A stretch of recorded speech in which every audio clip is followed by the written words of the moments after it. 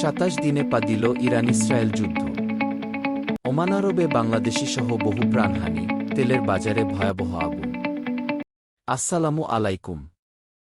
27 দিনে পা দিল আমেরিকা-ইসরায়েল বনাম ইরান যুদ্ধ। পরিস্থিতির ভয়াবহতা এখন কেবল মধ্যপ্রাচ্যে সীমাবদ্ধ নেই, বরং এটি বিশ্ব অর্থনীতি এবং সাধারণ প্রবাসীদের জীবনেও মরণ কামড় দিচ্ছে।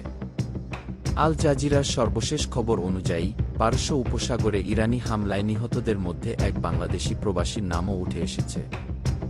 অন্যদিকে ইসরায়েল দাবি করেছে তারা ইরানের দুর্ধর্ষ নৌকমান্ডার আলীরেজা তাংসিরিকে হত্যা করেছে। মধ্যপ্রাচ্যের আকাশ এখন মিসাইল আর ড্রোন দিয়ে ঢাকা। কেন এই যুদ্ধ থামার লক্ষণ নেই? তেলের বাজারে কেন আগুন লাগল? আজকের এই বিশেষ প্রতিবেদনে আমরা তুলে ধরব যুদ্ধের 27তম দিনের সবচেয়ে গুরুত্বপূর্ণ এবং চাঞ্চল্যকর সব তথ্য। আল জাজিরার এক হৃদয়বিদারক প্রতিবেদনে জানানো হয়েছে, উপসাগরীয় অঞ্চলে ইরানের সাম্প্রতিক মিসাইল হামলায় বেশ কয়েকজন দক্ষিণ এশীয় প্রবাসী নিহত হয়েছেন। সংযুক্ত আরব আমিরাতে নিহত 5 জনের মধ্যে একজন বাংলাদেশি এবং বাকিরা পাকিস্তান ও নেপালের নাগরিক। ওমানেও ভারতের 3 নাগরিক নিহত হয়েছেন। এই যুদ্ধের চড়া মূল্য দিতে হচ্ছে আমাদের রেমিট্যান্স যোদ্ধাদের। এছাড়া যুদ্ধ পরিস্থিতির কারণে ইরান এবং লেবানন মিলিয়ে প্রায় 40 লাখ মানুষ বাস্তুচ্যুত হয়ে পড়েছে। দক্ষিণ এশিয়ার অর্থনীতিগুলো এখন এই যুদ্ধের প্রভাবে চরম উদ্বেগের মধ্যে রয়েছে। রণক্ষেত্রে ইসরায়েলের বড় সাফল্যের দাবি।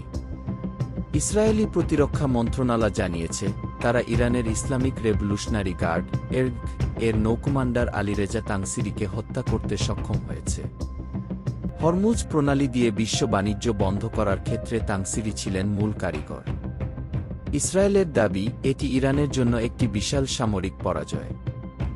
এদিকে ডোনাল্ড ট্রাম্প আবারও দাবি করেছেন যে ইরানি নেতারা আলোচনার প্রস্তাব দিচ্ছেন, যদিও ইরান এই দাবিকে ফেক নিউজ বলে উড়িয়ে দিয়েছে। তেলের দাম এখন প্রতি ব্যারেল $104 ছাড়িয়ে গেছে, যা বিশ্বজুড়ে জ্বালানি সংকটের পূর্বাভাস দিচ্ছে। যুদ্ধের প্রভাব এখন হাসপাতালের অপারেশন থিয়েটারেও। হরমুজ প্রণালী বন্ধ হওয়ার ফলে বিশ্বে হিলিয়াম গ্যাসের সরবরাহ 1/3 কমে গেছে। এর ফলে সারা বিশ্বে এমআরআই স্ক্যান সেবা ব্যাহত হওয়ার আশঙ্কা তৈরি হয়েছে। অন্যদিকে জিসিসি দেশগুলো ইরানের বিরুদ্ধে রেড লাইন অতিক্রম করার অভিযোগ তুলেছে। ইসরায়েল লেবানন এর ভেতরে 30 কিলোমিটার পর্যন্ত নিরাপত্তা অঞ্চল করার ঘোষণা দিয়েছে।